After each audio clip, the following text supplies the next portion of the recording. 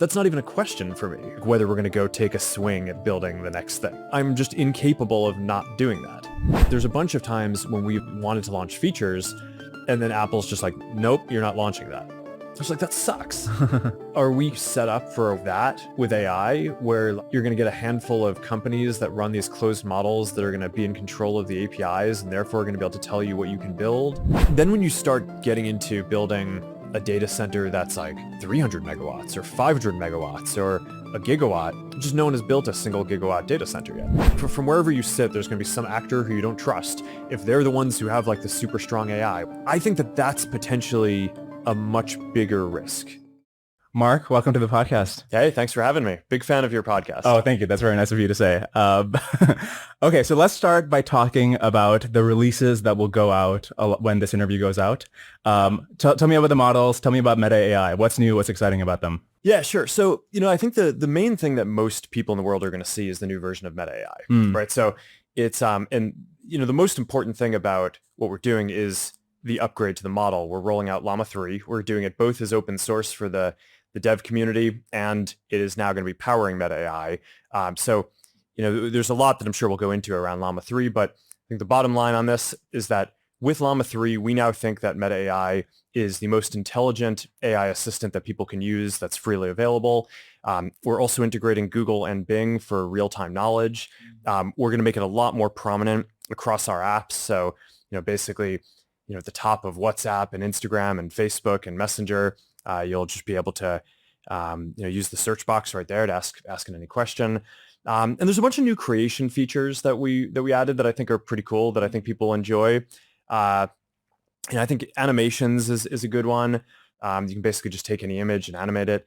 But I think one that people are going to find pretty wild is it now generates high quality images so quickly. I don't know if you've gotten a chance to play with this, that it actually generates it as you're typing and updates it in real time. So you're like typing your query and it's kind of like honing in on, and it's like, okay, here, show me a picture of a cow, okay, in a field with mountains in the background. It's just like everything's popular. Yeah, eating macadamia nuts, drinking beer, and like it just and it's just like it's updating the image in real time.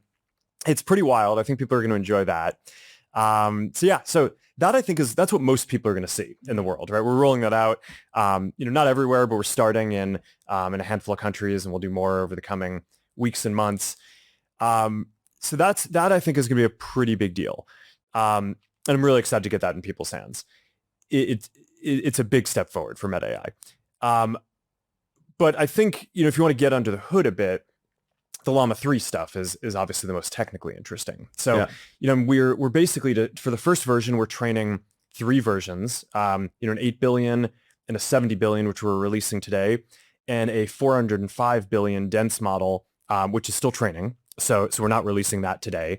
But the 8 and 70, I'm pretty excited about how they turned out. It's, they're leading for their scale.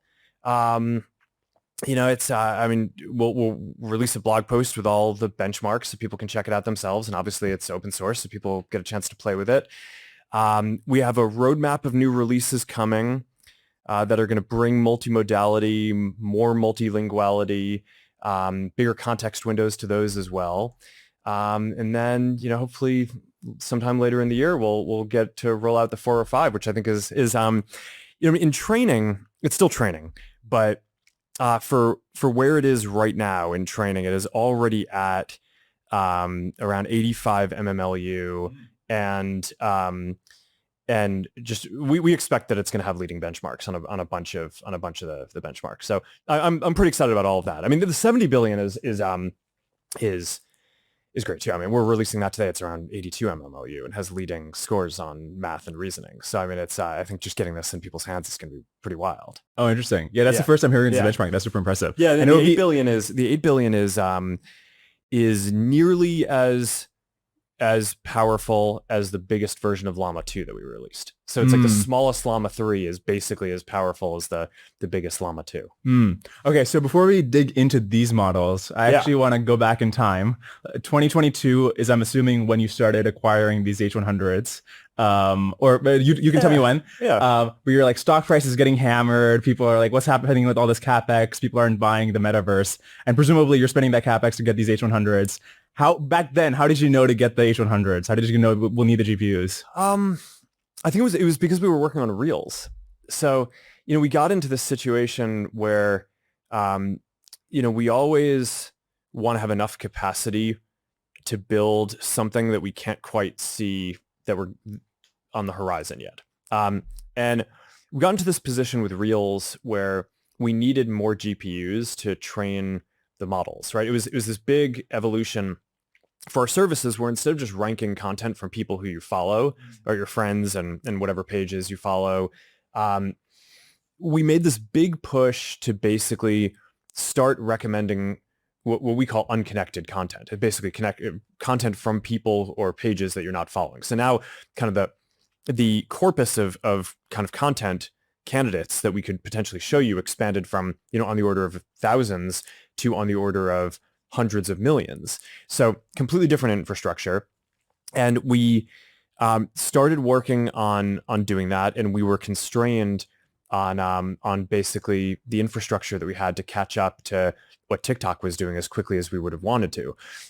So I basically looked at that and I was like, hey, we have to make sure that we're never in this situation again. So let's order enough GPUs to do what we need to do on Reels and ranking content and feed, but let's double that, right? Because again, like our normal principle is there's going to be something on the horizon that we can't see yet. Did you know it would be AI?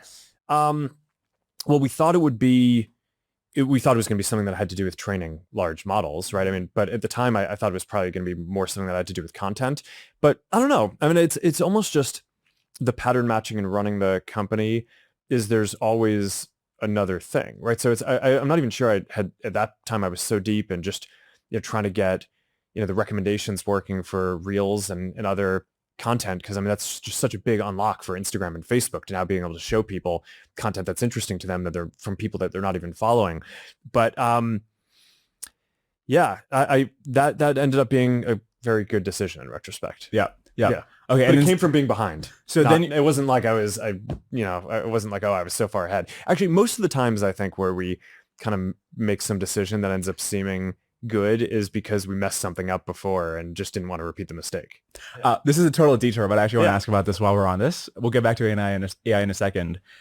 So you didn't sell for 1 billion, but presumably there's some amount you would have sold for, right? Did you write down in your head, like, I think the actual valuation of Facebook at the time is this, and they're not actually getting the valuation right? Like, they're already $5 trillion. Of course you would have sold. So how did you think about that choice? Yeah, I don't know. I mean, look, I think some of these things are just personal.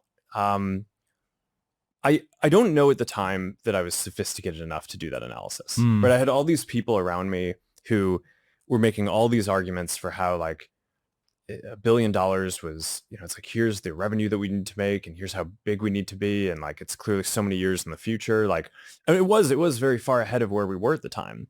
And I don't know, I didn't really have the financial sophistication to really even engage with that kind of debate. I think I sort of deep down believed in what we were doing. And I did some analysis.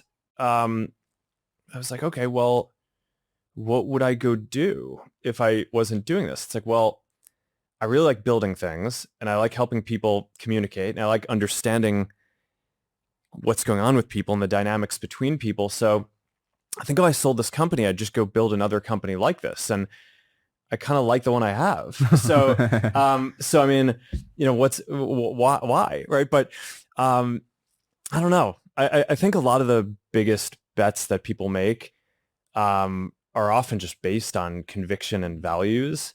It's actually usually very hard to do the analyses trying to connect the dots forward. Yeah. So you've had Facebook AI research for a long time. Now it's become seemingly central to your company. At what point did making AGI or whatever, however you consider that mission, at what point is that like, this is a key priority of what Meta is doing? Yeah, I mean, it's been a big deal for a while. So Right. we started FAIR about 10 years ago. And the idea was that along the way to general intelligence or AI, like full AI, whatever you want to call it, there are going to be all these different innovations.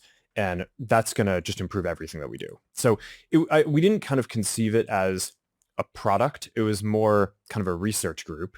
And over the last 10 years, it has created a lot of different things that have basically improved all of our products, and advanced the field and allowed other people in the field to create things that have improved our products too. So I think that that's been great. But there's obviously a big change in the last few years when, ChatGPT comes out, the diffusion models around image creation come out, and this is some pretty wild stuff, right? That I think is pretty clearly going to affect how people interact with every app that's out there. So at that point we started a second group, the Gen AI group, with the goal of basically bringing that stuff into our product. So building leading foundation models that would sort of power all these different products. And initially when we started doing that, the theory at first was, hey, a lot of the stuff that we're doing is pretty social, right? So, it's helping people interact with creators, helping people interact with businesses to, so the businesses can sell things or do customer support, or, basic assistant functionality for, whether it's for our apps or the smart glasses or VR, like all these different things. So initially it wasn't completely clear that you were going to need kind of full AGI to be able to support those use cases. But then through working on them, I think it's actually become clear that you do, right? They're in all these subtle ways. So for example, for Llama 2, when we were working on it, we didn't prioritize coding. And the reason why we didn't prioritize coding is because people aren't going to ask Meta AI a lot of coding questions in WhatsApp. Now they will. Right? Well, I don't know. I'm not sure that WhatsApp is the UI that people are going to be doing a lot of coding questions. Yeah. So we're all right, look, in terms of the things that, or Facebook or Instagram or, those different services, maybe the website, right? Meta.ai that we're launching, I think. Yeah. But the thing that was sort of, I think has been a, somewhat surprising result over the last, 18 months is that it turns out that coding is important for a lot of domains, not just coding, right? So even if people aren't asking coding questions to the models, training the models on coding helps them just be more rigorous and answer the question and kind of help reason across a lot of different types of domains. Okay, so that's one example where it's all right, so for Llama 3, we really focused on training it with a lot of coding because it's all right, that's going to make it better on all these things, even if people aren't asking primarily coding questions. Mm-hmm. Reasoning, I think, is another example. It's okay, yeah, maybe you want to chat with a creator or, you're a business and you're trying to interact with a customer. That interaction is not just okay, the person sends you a message and you just reply, right? It's like a multi-step interaction where you're trying to think through how do I accomplish the person's goals. And, a lot of times when a customer comes, they don't necessarily know exactly what they're looking for or how to ask their questions. So it's not really the job of the AI to just respond to the question. It's you need to kind of think about it more holistically. It's really becomes a reasoning problem, right? So if someone else, solves reasoning or makes good advances on reasoning, and we're sitting here and with a basic chatbot, then our product is lame compared to what other people are building. So it's okay. So at the end of the day, we basically realized we've got to solve general intelligence. And we just kind of upped the ante and the investment to make sure that we could do that. So the version of Llama that's going to solve all these use cases for users, is that the version that will be powerful enough to replace a programmer you might have in this building? I just think that all this stuff is going to be progressive over time. But in case, Llama 10. I think that there's a lot baked into that question. I'm not sure that we're replacing people as much as giving people tools to do more stuff. Is a programmer in this building 10x more productive after Llama 10? I would hope more. But no, look, I don't believe that there's a single threshold of intelligence for humanity because, people have different skills. And at some point, I think that AI is going to be is probably going to surpass people at most of those things, depending on how powerful the models are. But I think it's progressive. And I don't think AGI is one thing. I think you're basically adding different capabilities. So multimodality is kind of a key one that we're focused on now, initially with photos and images and text, but eventually with videos. And then because we're so focused on the metaverse, kind of 3D type stuff is important. One modality that I'm pretty focused on that I haven't seen as many other people in the industry focus on this is sort of like emotional understanding. Like, I mean, so much of the human brain is just dedicated to understanding people and kind of like understanding your expressions and emotions. And I think that that's like its own whole modality, right? That, I mean, you could say, okay, maybe it's just video or image, but it's like clearly a very specialized version of those too. So there's all these different capabilities that I think you want to basically train the models to focus on, as well as getting a lot better at reasoning, getting a lot better at memory, which I think is kind of its own whole thing. I mean, I don't think we're going to be, primarily shoving context or kind of things into a query context window in the future to ask more complicated questions. I think that there will be kind of different stores of memory or different custom models that that are maybe more personalized to people. But I don't know. I think that these are all just different capabilities. And then obviously making them big and small, we care about both because, we want to, if you're running something like Meta AI, then we have the ability to, that's pretty server based. But we also want it running on smart glasses. And, there's not a lot of space in smart glasses. So you want to have something that's very efficient for that. What is the use case that if you're doing tens of billions of dollars worth of inference, or even eventually hundreds of billions of dollars worth of inference, if you're using intelligence in an industrial scale, what is the use case? Is it simulations? Is it the AIs that will be in the metaverse? What will we be using the data centers for? I mean, our bet is that this is basically going to change all of the products, right? So I think that there's going to be a kind of Meta AI general assistant product. And I think that that will shift from something that feels more like a chatbot where it's like you just ask a question and it kind of formulates an answer to things where you're increasingly giving it more complicated tasks and then it goes away and does them. So I think that that's going to take a lot of inference. It's going to take a lot of compute in other ways too. Then I think that there's a big part of what we're going to do that is like interacting with other agents for other people. So whether it's businesses or creators, I guess a big part of my theory on this is that there's not just going to be like one singular AI that you interact with, because I think, every business is going to like want an AI that represents their interests. They're not going to like want to primarily interact with you through an AI that is going to sell their competitors' customers. So, their competitors' products. So I think creators is going to be a big one. I mean, there are about 200 million creators on our platforms. They all basically have the pattern where they want to engage their community, but they're limited by hours in the day, and their community generally wants to engage them, but they're limited by hours in the day. So if you could create something where an AI could basically, where that creator can basically own the AI and train it in the way that they want, and can engage their community, I think that that's going to be super powerful too. So I think that there's going to be a ton of engagement across all these things. But these are just the consumer use cases. I mean, I think when you think about stuff like, I run like our foundation, right, a Chan Zuckerberg initiative with my wife, and we're doing a bunch of stuff on science, and there's obviously a lot of AI work that I think is going to advance science and healthcare and all these things too. So I think that it's like this is, I think, going to end up affecting basically every area of the products and the economy. The thing you mentioned about an AI that can just go out and do something for you that's multi-step, is that a bigger model? Is that you'll make like Llama 4 will still there'll be a version that's still 70B, but you'll just train it on the right data and that will be super powerful? What does the progression look like? Is it scaling? Is it just same size but different banks like you were talking about? I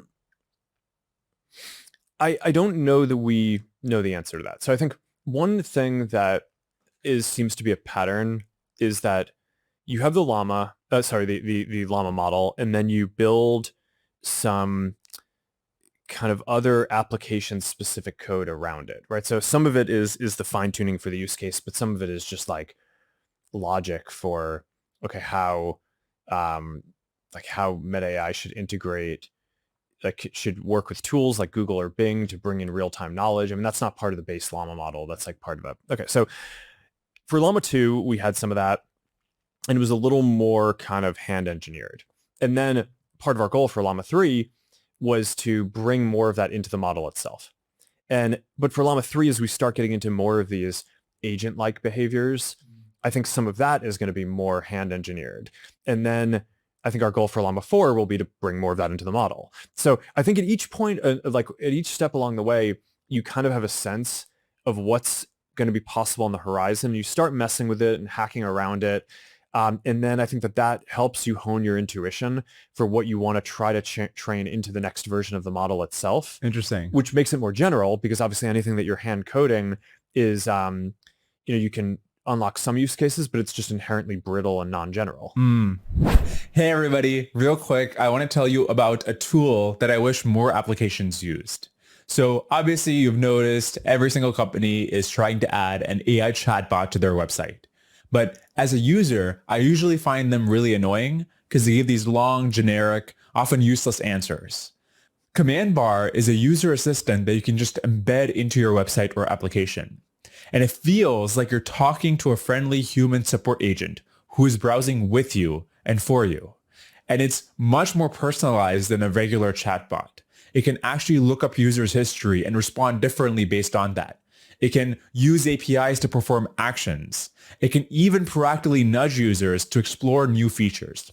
One thing that I think is really cool is that instead of just outputting text, Command Bar can kind of just say, here, let me show you, and start browsing alongside the user. Anyways, they're in a bunch of great products already. You can learn more about them at commandbar.com. Thanks to them for sponsoring this episode. And now back to Mark. When you say into the model itself, you train it on the thing that you want in the model itself. But what do you mean by into the model itself? Well, I mean, I think like the example that I gave for Llama 2, where, it's we really, I mean, for Llama 2, the tool use was very, very specific. Whereas Llama 3 has the ability to, has much better tool use, right? So we don't have to like hand code all the stuff to have it use Google to go do a search. It just kind of can do that. And similarly for coding and kind of running code and just a bunch of stuff like that. And, but I think once you kind of get that capability, then you get a peek of, okay, well, what can we start doing next? Okay, well, I don't necessarily want to wait until Llama 4 is around to start building those capabilities. So let's start hacking around it. And so you do a bunch of hand coding, and that makes the products better for the interim, but then that also helps show the way of what we want to try to build into the next version of the model. What is the community fine-tune of Llama 3 you're most excited by? Maybe not the one that will be most useful to you, but you'll just enjoy playing it with the most. They like fine-tune it on Antiquity and you'll just be like talking to Virgil or something. What are you excited about? I don't know. I mean, I think the nature of the stuff is it's like you get surprised, right? So I think like any specific thing that I sort of thought would be valuable, we'd probably be building, right? So, but I think you'll get distilled versions. I think you'll get kind of smaller versions. I mean, one thing that I think is 8 billion, I don't think is quite small enough for a bunch of use cases, right? I think like over time, I'd love to get, a billion parameter model or a 2 billion parameter model, or even like I don't know, maybe like a 500 million parameter model, and see what you can do with that. Because I mean, as they start getting, if with 8 billion parameters, we're basically nearly as powerful as the largest Llama 2 model, then with 1 billion parameters, you should be able to do something that's interesting, right? And faster, good for classification, or a lot of kind of like basic things that people do before kind of understanding the intent of a user query and feeding it to the most powerful model to kind of hone what the prompt should be. So I don't know. I think that's one thing that maybe the community can help fill in. But I mean, we're also thinking about getting around to distilling some of these ourselves, but right now the GPUs are pretty pegged training the 405. So what? Okay, so you have all these GPUs. I think you said 350,000 by the end of the year. That's the whole fleet. I mean, we built two, I think it's like 24,000 clusters that are kind of the single clusters that we have for training the big models. I mean, obviously across a lot of the stuff that we do, a lot of our stuff goes towards training like Reels models and like Facebook news feed and Instagram feed. And then inference is a huge thing for us because we serve a ton of people, right? So our ratio of inference compute required to training is probably much higher than most other companies that are doing this stuff, just because of the sheer volume of the community that we're serving. Yeah. So, yeah. Yeah, that was really interesting in the material they shared with me before, that you trained it on more data than is compute optimal just for training, because the inference is such a big deal for you guys and also for the community that it makes sense to just have this thing have trillions of tokens in there. Yeah, yeah. Although, and one of the interesting things about it that we saw even with the 70 billion is we thought it would get more saturated at it's like we trained it on around 15 trillion tokens. Yeah. And I guess our prediction going in was that it was gonna asymptote more, but even by the end, it was still learning, right? It's like we probably could have fed it more tokens and it would have gotten somewhat better. But I mean, at some point, you're running a company, you need to do these meta reasoning questions of like, all right, how do I want to spend our GPUs on like training this 70 billion model further? Do we want to kind of get on with it so we can start testing hypotheses for Llama 4? So we kind of needed to make that call, and I think we got it. I think we got to a reasonable balance for this version of the 70 billion. There'll be others in the future where, the 70 billion multimodal one that'll come over the next period. But yeah, I mean, that was fascinating that you could just, that it's the architectures at this point can just take so much data. Yeah, that's really interesting. So what does this imply about future models? You mentioned that the Llama 3 8B is better than the Llama 2 70B, right? No, it's nearly as good. Okay. I don't want to overstate. But does that mean like the Llama 4 same order of magnitude? Does that mean like the Llama 4 70B will be as good as the Llama 3, 4, or 5B? Like, what does the future of this look like? This is one of the great questions, right? That I think no one knows. Is basically, it's one of the trickiest things in the world to plan around is when you have an exponential curve, how long does it keep going for? Yeah. And I think it's likely enough that it will keep going, that it is worth investing the tens or 100 billion plus in building the infrastructure to assume that if that kind of keeps going, you're going to get some really amazing things that are just going to make amazing products. But I don't think anyone in the industry can really tell you that it will continue scaling at that rate for sure, right? In general, in history, you hit bottlenecks at certain points. And now there's so much energy on this that maybe those bottlenecks get knocked over pretty quickly. But I don't know. I think that's an interesting question. What does the world look like where there aren't these bottlenecks? Suppose like progress just continues at this pace, which seems like plausible. Like zooming out, well, forgetting about like llamas. There are going to be different bottlenecks.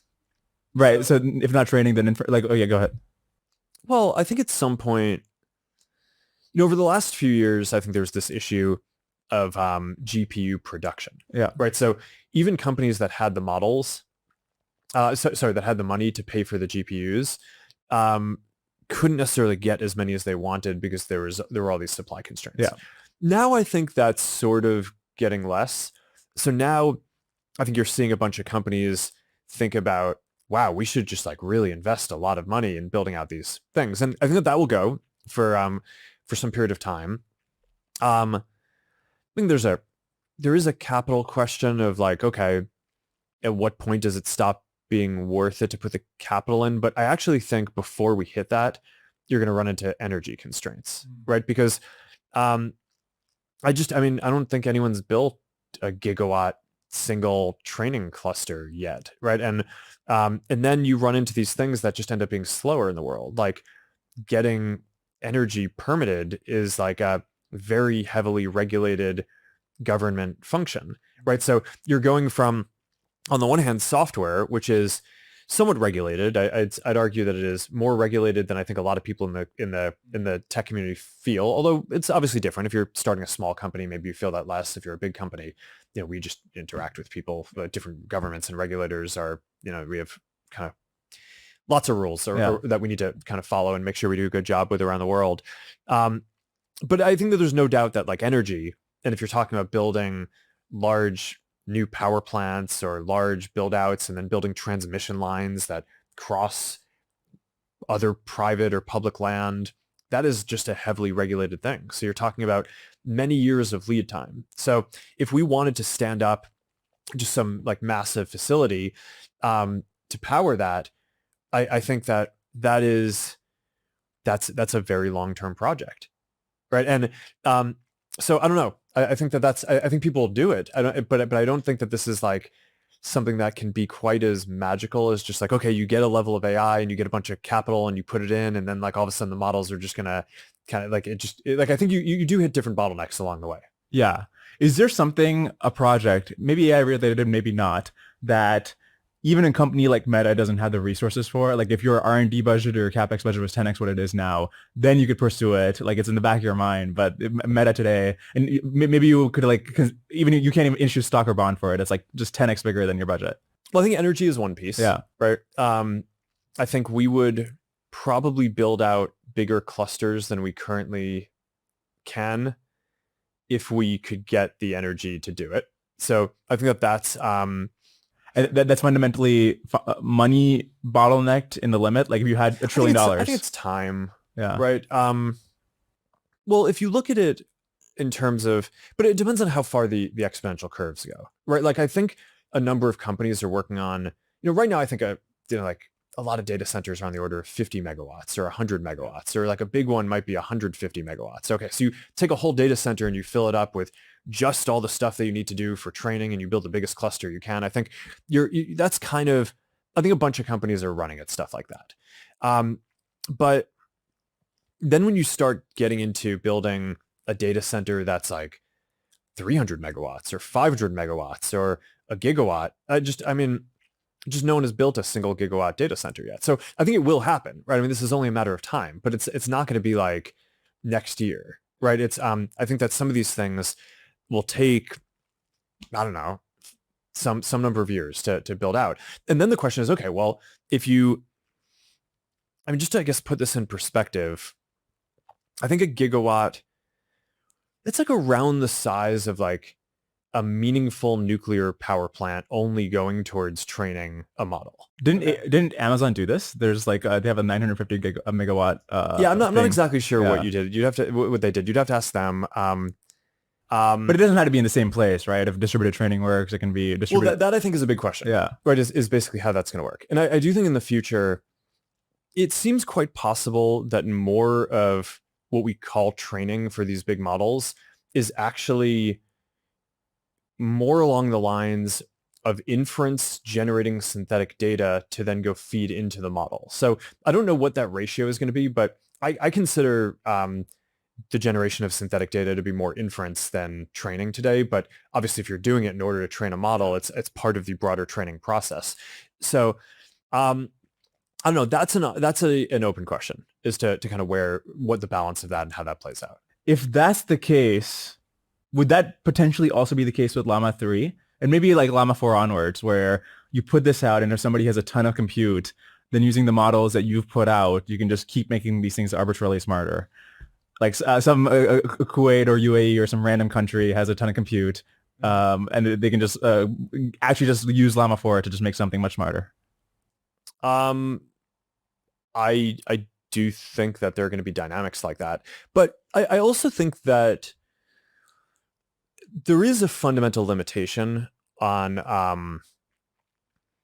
kind of the network architecture, right? Or the kind of model architecture, right? So I think like a 70 billion model that kind of we trained with the Llama 3 architecture can get better, right? It can keep going. Like I was saying, it's, we felt like if we kept on feeding it more data or rotated the high value tokens through again, then it would continue getting better.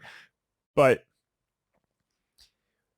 and we've seen a bunch of other people around the world, different companies basically take the Llama 2 70 billion base, like take that model architecture and then build a new model.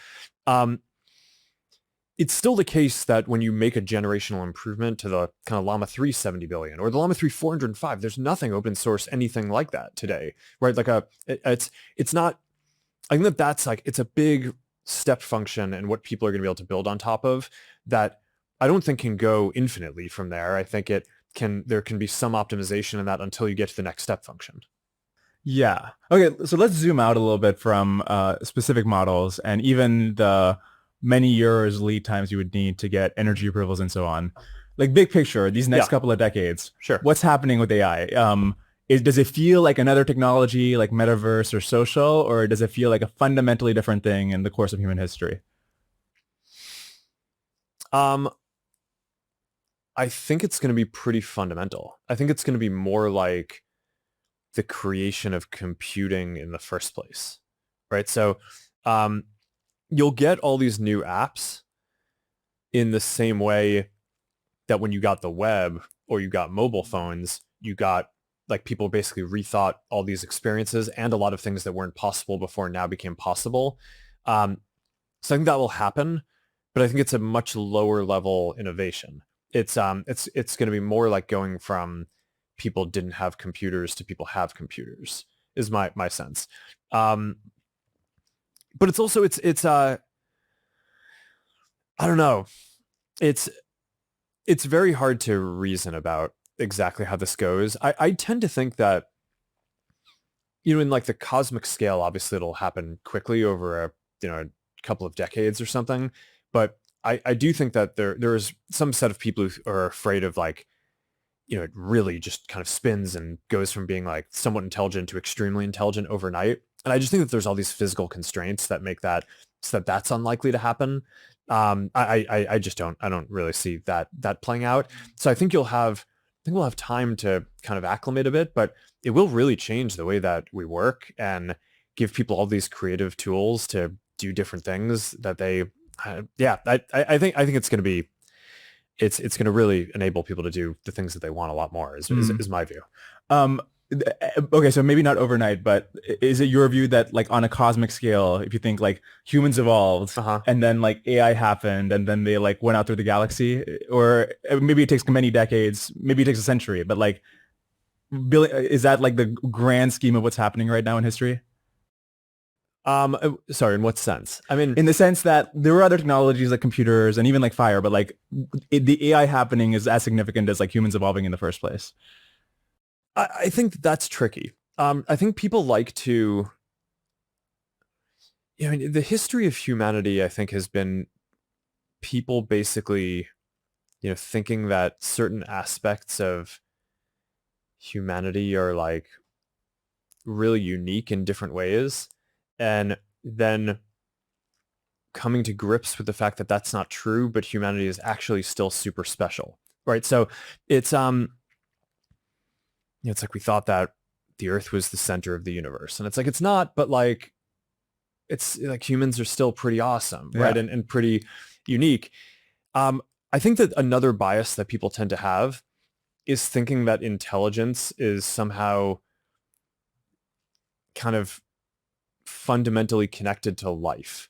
And it's not actually clear that it is, right? I think like people think that, I mean, I don't know that we have a clear enough definition of consciousness or life to kind of fully interrogate this, but I think that there's all this science fiction about, okay, you create intelligence and now it like starts taking on all these human like behaviors and things like that. But I actually think that the current incarnation of all this stuff, at least, kind of feels like it's going in a direction where intelligence can be pretty separated from consciousness and agency and things like that, I think just makes it a super valuable tool. So I don't know. I mean, obviously it's very difficult to predict what direction this stuff goes in over time, which is why I don't think anyone should be dogmatic about, how they plan to develop it or what they plan to do. I think you want to kind of look at like each release. It's like we're obviously very pro open source, but I haven't committed that we're going to like release every single thing that we do.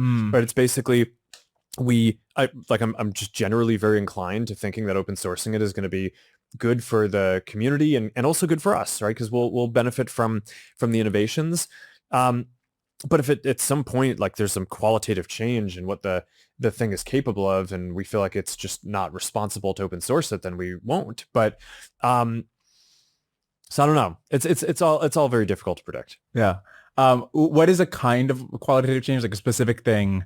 You're training Llama 5, Llama 4, and you've seen this, and like, you know what? I'm not sure about open sourcing it. I think that it's a little hard to answer that in the abstract because there are negative behaviors that any product can exhibit that as long as you can mitigate it, it's like, it's okay, right? So, I mean, there's bad things about social media that we work to mitigate, right? There's bad things about Llama 2 that we spend a lot of time trying to make sure that it's not like helping people commit violent acts or things like that, right? I mean, that doesn't mean that it's like a kind of a autonomous or intelligent agent. It just means that it's learned a lot about the world and it can answer a set of questions that we think it would be unhelpful for it to answer.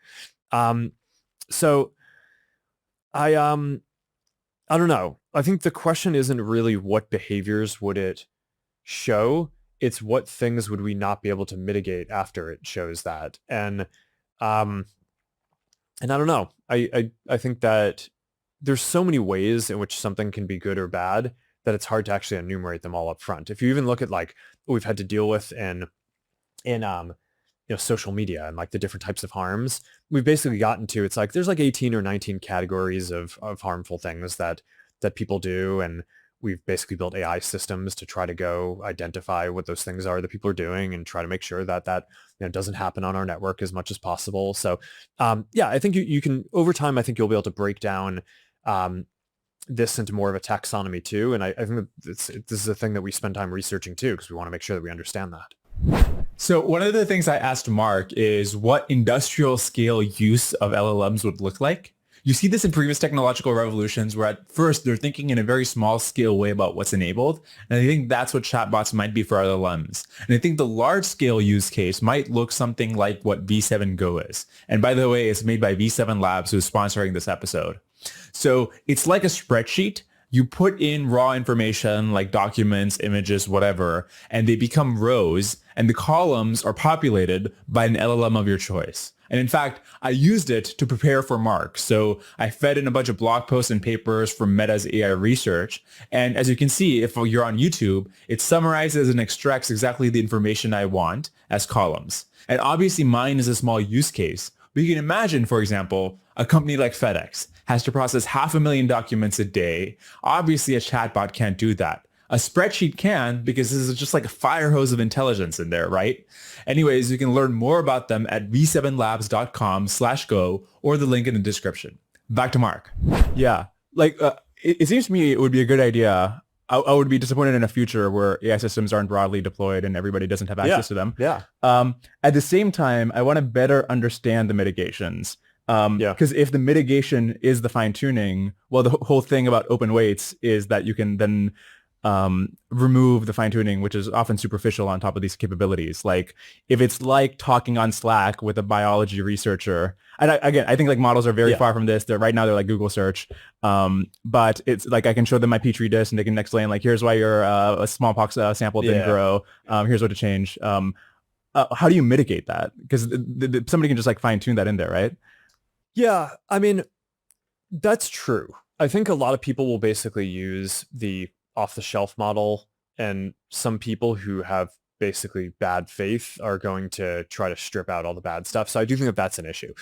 The flip side of this is that, and this is one of the reasons why I'm kind of philosophically so pro open source, is I do think that a concentration of AI in the future has the potential to be as dangerous as kind of it being widespread. So I think a lot of people are, they think about the questions of, okay, well, if it can do this stuff, is it bad for it to be out wild, like just in kind of widely available? I think another version of this is like, okay, well, it's probably also pretty bad for one institution to have an AI that is way more powerful than everyone else's AI, right? So if you look at like I guess one security analogy that I think of is, it doesn't take AI to basically, okay, there's security holes in so many different things. And if you could travel back in time a year or 2 years, right? It's like, that's not AI. It's like let's say you just have like 1 year or 2 years more knowledge of the security holes. You pretty much hack into like any system, right? So it's not that far-fetched to believe that a very intelligent AI would probably be able to identify some holes, and basically be like a human who could potentially go back in time a year or two and compromise all these systems. Okay, so how have we dealt with that as a society? Well, one big part is open source software that makes it so that when improvements are made to the software, it doesn't just kind of get stuck in one company's products, but it can kind of be broadly deployed to a lot of different systems, whether it's banks or hospitals or government stuff. And like just everyone can kind of like, as the software gets hardened, which happens because more people can see it and more people can bang on it. And there are standards on how this stuff works. The world can kind of get upgraded together pretty quickly. And I kind of think that a world where AI is very widely deployed in a way where it's gotten hardened progressively over time and is one where all the different systems will be in check in a way that seems like it is fundamentally more healthy to me than one where this is more concentrated. So and there are risks on all sides, but I think that that's one risk that I think I don't hear them talking about quite as much. I think like there's sort of the risk of like, okay, well, what if the AI system does something bad? I am more like, I stay up at night more worrying, well, what if like some actor that whatever, it's like from wherever you sit, there's going to be some actor who you don't trust. If they're the ones who have like the super strong AI, whether it's some like other government that is sort of like an opponent of our country or some company that you don't trust or whatever it is, like I think that that's potentially a much bigger risk. As in they could like overthrow our government because they have a weapon that like nobody else has. Cause a lot of mayhem, right? I think it's like, I mean, I think the intuition is that this stuff ends up being pretty kind of important and valuable for both kind of economic and kind of security and other things. And I don't know. I just think, if someone who you don't trust or is an adversary of you gets something that is more powerful, then I think that could be an issue. And I think probably the best way to mitigate that is to have good open source AI that basically becomes the standard and in a lot of ways kind of can become the leader. And in that way, it just ensures that it's a much more kind of even and balanced playing field. Yeah. That seems plausible to me. And if that works out, that would be the future I prefer. I guess I want to understand like mechanistically how, if somebody was going to cause mayhem with AI systems, how the fact that there are other open source systems in the world prevents that. Like the specific example of like somebody coming with a bioweapon. Is it just that we'll do a bunch of like R&D in the rest of the world to like figure out vaccines really fast? Like what's happening? If you take like the security one that I was talking about, I think someone with a weaker AI trying to hack into a system that is like protected by a stronger AI will succeed less. Right. So I think that's, I mean, that's like in terms of software how do we know everything in the world is like that? Like what if bioweapons aren't like that? No, I mean, I don't know that everything in the world is like that. I think that's, I guess, one of the bioweapons are one of the areas where I think the people who are most worried about this stuff are focused. And I think that's, I think that makes a lot of sense to think about that. And I think that there are certain mitigations. You can try to not train certain knowledge into the model, right?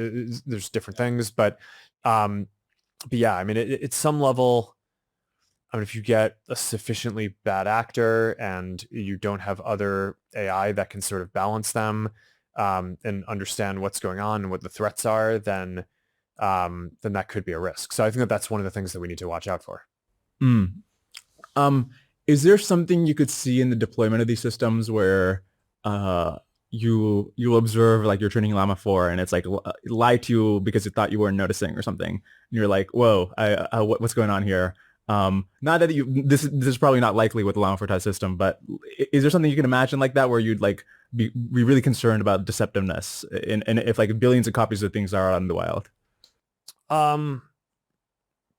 Yeah, I mean, I think that's not necessarily, I mean, right now we see a lot of hallucinations, right? So I think it's more that, I think it's an interesting question how you would tell the difference between a hallucination and deception. But yeah, I mean, I think that there's a lot of risks and things to think about.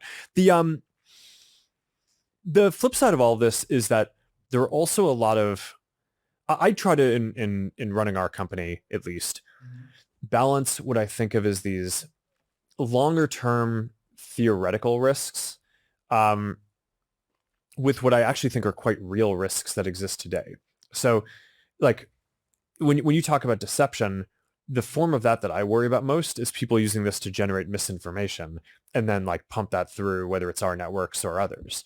So the way that we've basically combated a lot of this type of harmful content is by building AI systems that are smarter than the adversarial ones.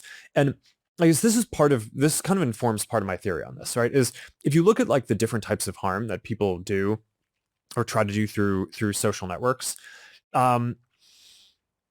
there are ones that are not very adversarial. So for example, like hate speech, I would say is not super adversarial in the sense that like people aren't getting better at being racist, right? They're just like, you just like, okay, if you kind of, that's one where I think the AIs are generally just getting way more sophisticated faster than people are at those issues. So we have issues both ways. It's like people do bad things, that whether they're trying to incite violence or something. But we also have a lot of false positives, right? So where we basically censor stuff that we shouldn't, and I think understandably make a lot of people annoyed. So I think having an AI that just gets increasingly precise on that's going to be good over time. But let me give you another example, which is like nation states trying to interfere in elections. That's an example where they have cutting edge technology and absolutely get better each year. So we block some technique, they learn what we did, they come at us with a different technique, right? It's not like a person trying to, I don't say mean things, right? It's like they're basically, they have a goal, they're sophisticated, they have a lot of technology. In those cases, I still think the ability to kind of have our AI systems grow in sophistication at a faster rate than theirs have. It's an arms race, but I think we're at least currently winning that arms race. So I don't know. I think but this is like a lot of the stuff that I spend time thinking about is like, okay, yes, it is possible that whether it's Llama 4 or Llama 5 or Llama 6, yeah, we need to think about like what behaviors we're observing. And it's not just us. I think part of the reason why you make this open source is that there are a lot of other people who study this too. So yeah, we want to see what other people are observing, what we're observing, what we can mitigate, and then we'll make our assessment on whether we can make it open source. But I think for the foreseeable future, I'm optimistic we will be able to. And in the near term, I don't want to take our eye off the ball of what are actual bad things that people are trying to use the models for today, even if they're not existential, but they're like pretty bad kind of day-to-day harms that we're familiar with in running our services. That's actually a lot of what we have to, I think, spend our time on as well. Yeah. Actually, I found the synthetic data thing really curious. I'm actually interested in why you don't think, like current models, it makes sense why there might be an asymptote with just doing the synthetic data again and again. Yeah. But if they get smarter and you use the kind of techniques you talk about in the paper or the blog post that's coming out on the day this will be released, where it goes through the thought chain that is the most correct, why this wouldn't like lead to a loop that, of course it wouldn't be overnight, but over many months or years of training potentially with a smarter model, it gets smarter, makes better output, gets smarter, and so forth. Well, I think it could within the parameter of whatever the model architecture is. It's just that like at some level, I don't know. I think like today's 8 billion parameter models, I just don't think you're going to be able to get to be as good as the state-of-the-art multi-hundred billion parameter models that are incorporating new research into the architecture itself. But those will be open source as well, right? Well, yeah, but I think that's I mean, subject to all of the questions that we just talked about. Sure. But yes, I mean, we would hope that that'll be the case. But I think that at each point, I don't know, it's like when you're building software, there's like a ton of stuff that you can do with software, but then at some level you're constrained by the chips that it's running on, right? So there are always going to be different physical constraints. And it's like how big are the models is going to be constrained by how much energy you can get and use for inference. So I guess I'm simultaneously very optimistic that this stuff will continue to improve quickly, and also a little more measured than I think some people are about kind of its. I just don't think the runaway case is like a particularly likely one. I think it makes sense to keep your options open. Like there's so much we don't know. There's a case in which like it's really important to keep the balance of power so nobody becomes like a totalitarian dictator. There's a case in which like you don't want to open source the architecture because like China can use it to catch up to America's AIs, and like there is an intelligence explosion and they like win that. There's a lot of things seem possible. Just like keeping your options open, considering all of them seems reasonable. Yeah. Let's talk about some other things. Go for it. Okay. Metaverse. What time period in human history would you be most interested in going into? 100,000 BCE to now. You just want to see what it was like. It has to be the past? Huh? It has to be the past? Oh yeah, it has to be the past. I don't know. I mean, I have the periods of time that I'm interested. I mean, I'm really interested in American history and classical history, and I'm really interested in the history of science too. So I actually think seeing and trying to understand more about how some of the big advances came about. I mean, all we have are like somewhat limited writings about some of that stuff. I'm not sure the metaverse is going to let you do that because I mean, it's we can't. It's going to be hard to kind of go back in time for things that we don't have records of. But I'm actually not sure that going back in time is going to be that important of a thing for them. I mean, I think it's going to be cool for like history classes and stuff, but that's probably not the use case that I'm most excited about for the metaverse overall. I mean, it's I think the main thing is just the ability to feel present with people no matter where you are. I think that's going to be killer. I mean, there's in the AI conversation that we're having, I mean, it's so much of it is about physical constraints that kind of underlie all of this, right? And you want to move.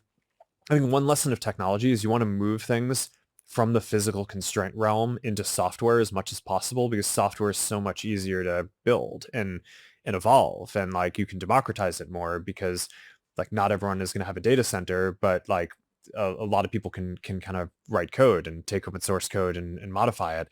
The metaverse version of this is, I think, enabling realistic digital presence is going to be just an absolutely huge difference for making it so that people don't feel like they have to physically be together for as many things. Now, I mean, I think that there are going to be things that are better about being physically together. So it's not, I mean, these things aren't binary. It's not going to be like, okay, now you don't need to do that anymore. But overall, I mean, I think that it's just going to be really powerful for socializing, for feeling connected with people, for working, for, I don't know, parts of industry, for medicine, for like so many things. I want to go back to something you said at the beginning of the conversation where you didn't sell the company for $1 billion and like the metaverse, you knew we were going to do this even though the market was hammering you for it. And then I'm actually curious, like, what is the source of that edge? And you said like, oh, values, I have this intuition, but like everybody says that, right? Like if you had to say something that's specific to you, how would you express what that is? Like, why were you so convinced about the metaverse? Well, I think that those are different questions. So what are the things that kind of power me? I think we've talked about a bunch of the themes. So I just really like building things. I specifically like building things around how people communicate and sort of understanding how people express themselves and how people work. Right. When I was in college, I studied computer science and psychology. I think a lot of other people in the industry studied computer science, right? So it's always been sort of the intersection of those two things for me. But I think it's also sort of this like really deep drive. I don't know how to explain it, but I just feel like constitutionally, like I'm doing something wrong if I'm not building something new, right? And so I think that there's like,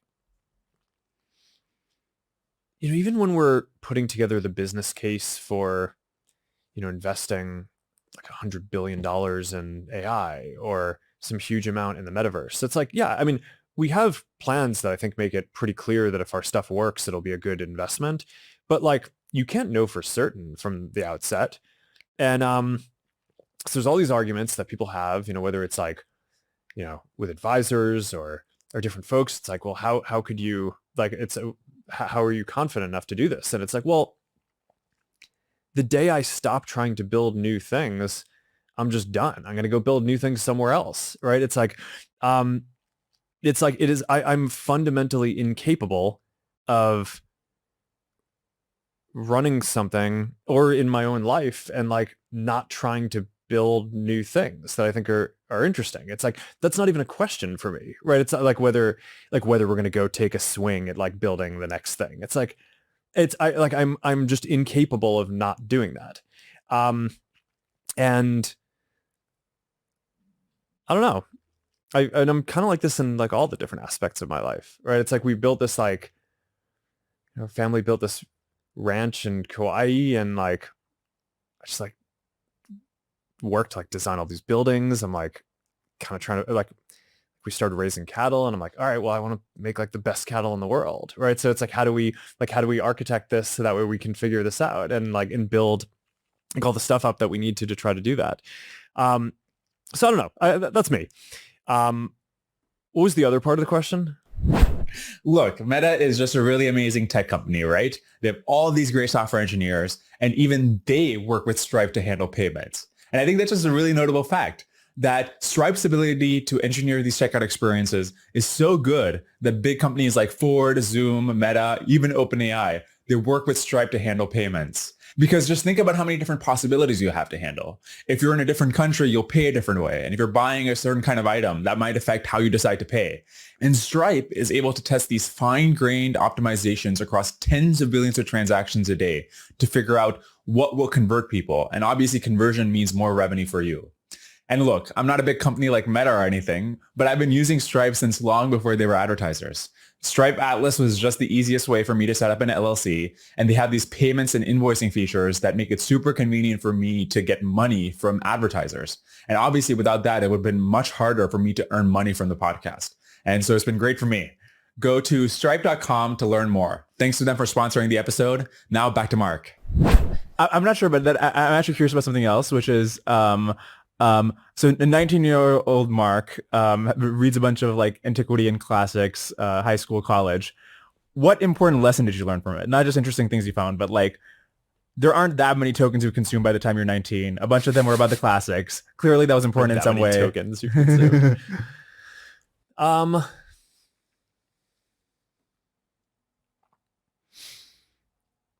don't know. That's a good question.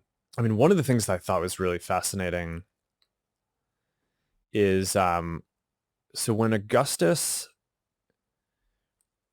was first, so he became emperor, and he was trying to establish peace, and there was no real conception of peace at the time. Like the people's understanding of peace was, it is the temporary time between when your enemies will inevitably attack you again, so you get like a short rest. And he had this view, which is like, look, like we want to change the economy from, instead of being so mercenary and like and kind of militaristic, to like actually this positive sum thing. It's like a very novel idea at the time. I don't know. I think that there's like something that's just really fundamental about that. It's like in terms of the bounds on like what people can conceive at the time of like what are rational ways to work. And I don't know, I mean, going back to like, I mean, this applies to both the metaverse and the AI stuff, but like a lot of investors and just different people just can't wrap their head around why we would open source this. And it's like, are you like I don't understand. It's like open source, that must just be like the temporary time between which you're making things proprietary. Right.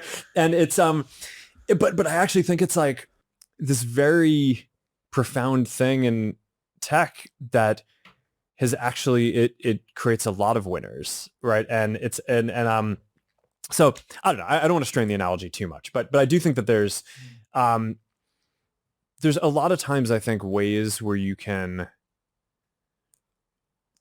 that are just like models for building things that people can't even like, they just like often can't wrap their head around how that would be a valuable thing for people to go do, or like a reasonable state of the world, that I mean, I think that there's more reasonable things than people think. That's super fascinating. Can I give you my answer, what I was thinking, Sure. you might have gotten from it? This is probably totally off, but just how young some of these people are who have very important roles in the empire. Like Caesar Augustus, like by the time he's 19, he's actually incredibly one of the most prominent people in Roman politics, and he's like leading battles and forming the second triumvirate. I wonder if you're like the 19-year-old is like, I can actually do this because like Caesar Augustus did this. I think that's an interesting example, both from a lot of history and American history too. Yeah. I mean, I mean, one of my favorite quotes is it's this Picasso quote that all children are artists, and the challenge is how do you remain an artist when you grow up? And it's like basically, I think, because when you're younger, I think it's just easier to have kind of wild ideas, and you're not, you have no.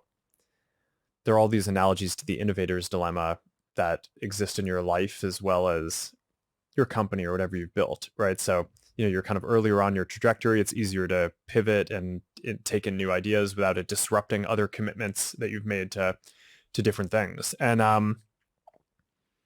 so I don't know. I think that that's an interesting part of running a company is like, how do you kind of stay dynamic? Going back to the investors in open source, the $10 billion model. Suppose it's totally safe. You've done these evaluations, and unlike in this case, the evaluators can also fine tune the model, which hopefully will be the case in future models. Would you open source the $10 billion model? Well, I mean, as long as it's helping us, then yeah. But would it like the $10 billion of R&D, and then now it's like open source for anybody? Well, I think here's I think a question which we'll have to evaluate this as time goes on too. But we have a long history of open sourcing software. Right, we don't tend to open source our product, right? So it's not like we don't take like the code for Instagram and make it open source, but we take like a lot of the low level infrastructure and we make that open source, right? The probably the biggest one in our history was Open Compute Project, where we took the designs for kind of all of our servers and network switches and data centers and made it open source, and ended up being super helpful because I mean, a lot of people can design servers, but now like the industry standardized on our design, which meant that the supply chains basically all got built out around our design. The volumes went up, so it got cheaper for everyone and saved us billions of dollars. So awesome, right? Okay, so there's multiple ways where open source I think could be helpful for us. One is if people figure out how to run the models more cheaply, well, we're going to be spending tens or like $100 billion or more over time on all this stuff. So if we can do that 10% more effectively, we're saving billions or tens of billions of dollars. Okay, that's probably worth a lot by itself. Especially if there's other competitive models out there. It's not like our thing is like be giving away some kind of crazy advantage. So is your view that the training will be commodified? I think there's a bunch of ways that this could play out. That's one. The other is that so commodity kind of implies that it's going to get very cheap because there's lots of options. The other direction that this could go in is qualitative improvements. So you mentioned fine tuning, right? It's like right now it's it's pretty limited what you can do with fine tuning major other models out there, and there are some options, but generally not for the biggest models. So I think being able to do that and be able to kind of do different app specific things or use case specific things or build them into specific tool chains, I think will not only enable kind of more efficient development, it could enable qualitatively different things. Here's one analogy on this is, so one thing that I think generally sucks about the mobile ecosystem is that like you have these two gatekeeper companies, Apple and Google, that can tell you what you're allowed to build. And there are lots of times in our history. So there's the economic version of that, which is like, all right, we build something and they're just like, I'm going to take a bunch of your money. But then there's the qualitative version, which is actually what kind of upsets me more, which is there's a bunch of times when we've launched or wanted to launch features and then Apple's just like, nope, you're not launching that. It's like, that sucks. Right. And so the question is, what is like, are we kind of set up for a world like that with AI where like you're going to get a handful of companies that run these closed models that are going to be in control of the APIs and therefore going to be able to tell you what you can build. Well, for one, I can say for us, it is worth it to go build a model ourselves to make sure that we're not in that position, right? Like I don't want any of those other companies telling us what we can build. But from an open source perspective, I think a lot of developers don't want those companies telling them what they can build either. So the question is, what is the ecosystem that gets built out around that? What are interesting new things? How much does that improve our products? I think that there's a lot of cases where if this ends up being like, like our databases or caching systems or architecture, we'll get valuable contributions from the community that'll make our stuff better. And then our app specific work that we do will still be so differentiated that it won't really matter, right? It's like, we'll be able to do what we do. We'll benefit in all the systems, ours and the communities will be better because it's open source. There is one world where maybe it's not that. I mean, maybe the model just ends up being more of the product itself. In that case, then I think it's a trickier economic calculation about whether you open source that, because then you are kind of commoditizing yourself a lot. But from what I can see so far, it doesn't seem like we're in that zone. Do you expect to earn significant revenue from licensing your model to the cloud providers? So they have to pay you a fee to actually serve the model? We want to have an arrangement like that, but I don't know how significant it'll be. I mean, we have this, this is basically our license for Llama. Yeah. In a lot of ways, it's like a very permissive open source license, except that we have a limit for the largest companies using it. And this is why we put that limit in, is we're not trying to prevent them from using it. We just want them to come talk to us, because if they're going to just basically take what we built and resell it and make money off of it, then it's like, okay, well, if you're like, Microsoft Azure or Amazon, then yeah, if you're going to be reselling the model, then we should have some revenue share on that. So just come talk to us before you go do that. And that's how that's played out. So for Llama 2, it's, we basically just have deals with all these major cloud companies, and Llama 2 is available as a hosted service on all those clouds. And I assume that as we release bigger and bigger models, that'll become a bigger thing. It's not the main thing that we're doing, but I just think if those companies are going to be selling our models, it makes sense that we should, share the upside of that somehow. Yeah. With regards to the other open source dangers, I think you have like genuine legitimate points about the balance of power stuff, and potentially like the harms you can get rid of because we have better alignment techniques or something. I wish there was some sort of framework that Meta had. Like other labs have this, where they say like, if we see this concrete thing, then that's a no-go on the open source, or like even potentially on deployment. Just like writing it down so like the company is ready for it, people have expectations around it, and so forth.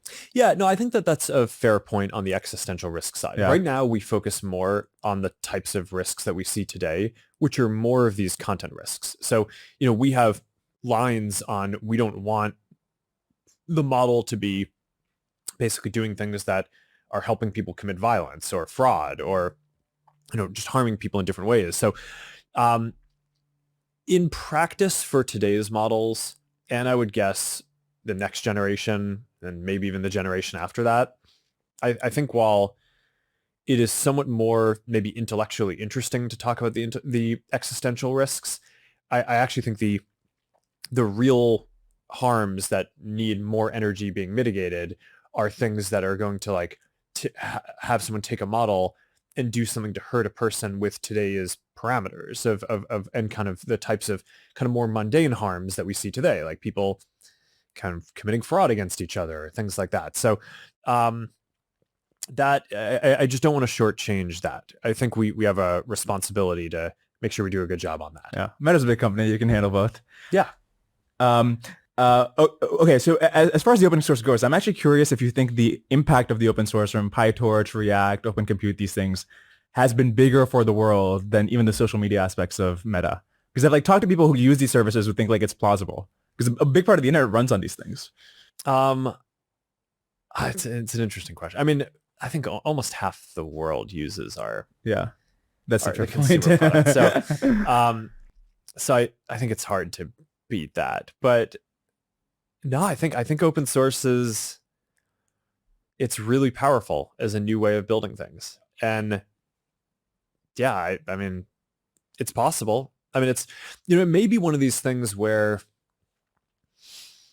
I don't know, like Bell Labs, right? Where they, it's like they were working on the transistor because they wanted to enable long distance calling.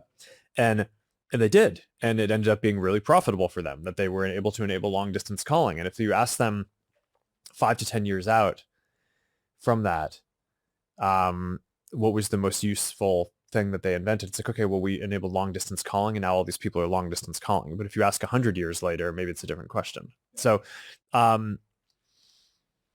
think that that's true of a lot of the things that we're building, right? Reality Labs, some of the AI stuff, some of the open source stuff. I think it's like the specific products evolve and to some degree come and go. But I think like the advances for humanity persist. And that's like a cool part of what we all get to do. By when will the Llama models be trained on your own custom silicon?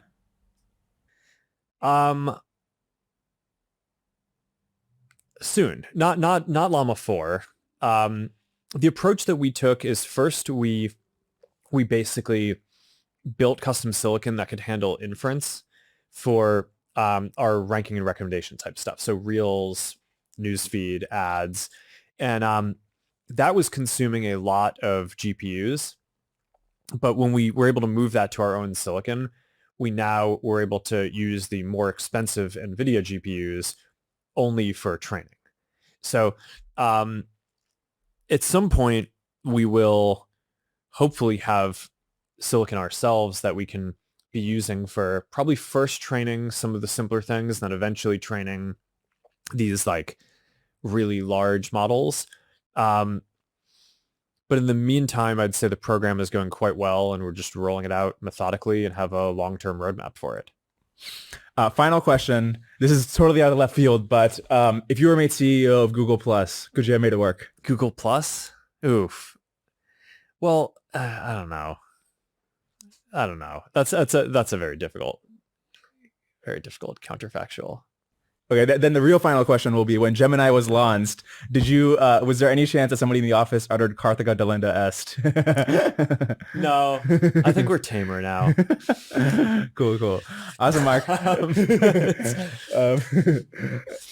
Yeah, I don't know. It's a good question. I don't know. The problem is there was no CEO of Google Plus. It was just like a division within a company. I think it's like, and you asked before about what are the kind of scarcest commodities, but you asked about it in terms of dollars. And I actually think for most companies, it's of this scale, at least, it's focus, right? It's like when you're a startup, maybe you're more constrained on capital. You just are working on one idea and you might not have all the resources. I think you cross some threshold at some point where the nature of what you're doing, you're building multiple things and you're creating more value across them, but you become more constrained on what can you direct and to go well. And like, there's always the cases where something just random awesome happens in the organization. I don't even know about it. And that's great. But I think in general, the organization's capacity is largely limited by what like the CEO and the management team are able to kind of oversee and kind of manage. I think that's just been a big focus for us. It's like, all right, keep as I guess Ben Horowitz says, keep the main thing, all right, and try to kind of stay focused on your key priorities. Yeah. All right. Awesome. That was excellent, Mark. Thanks so much. That was a lot of fun. Yeah, really fun. Thanks for having me. Yep, absolutely. Hey, everybody. I hope you enjoyed that episode with Mark. As you can see, I'm now doing ads. So if you're interested in advertising on the podcast, go to the link in the description. Otherwise, as you know, the most helpful thing you can do is just share the podcast with people who you think might enjoy it. Your friends, group chats, Twitter, I guess threads. Yeah, hope you enjoyed, and I'll see you on the next one.